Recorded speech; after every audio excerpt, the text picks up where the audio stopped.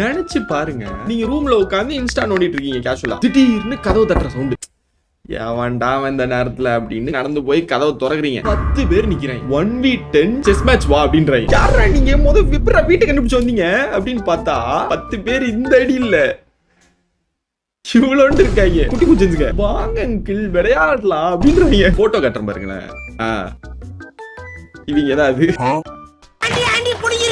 அப்புறம் என்ன, எல்லாரையும் ரவுண்டா உட்கார வச்சு போர்ட்ல அரேஞ்ச் பண்ணி எல்லாரும் கூட விளையாண்டு மாத்தி மாத்தி மூவ் வைக்கிறாங்க. டேய் போர்ட்ல ஒருத்தவன் மூவ் ஆயிடா அப்படின்னு பார்த்தா 5 பேர் 5 மூவ் வைக்கிறாங்க. அதெல்லாம் செட் ஆகாது, 15 பேர் கூட நான் தனியா ஆடுறேன் அப்படின்ட்டு எல்லாரும் கூட விளையாண்டேன். ஜாலியா தான் போச்சு. ஆனா அதுல இந்த பையன் இருக்கான் பாருங்க,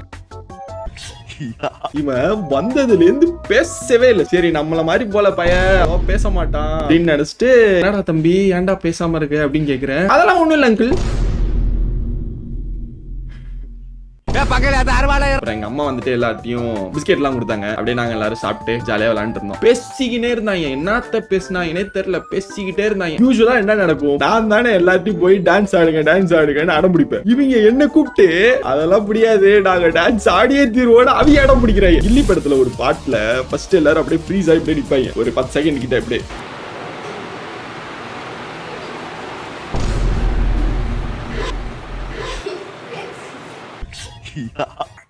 அதுக்கப்புறம் டான்ஸ் ஆட ஆரம்பிச்சிட்டாங்க.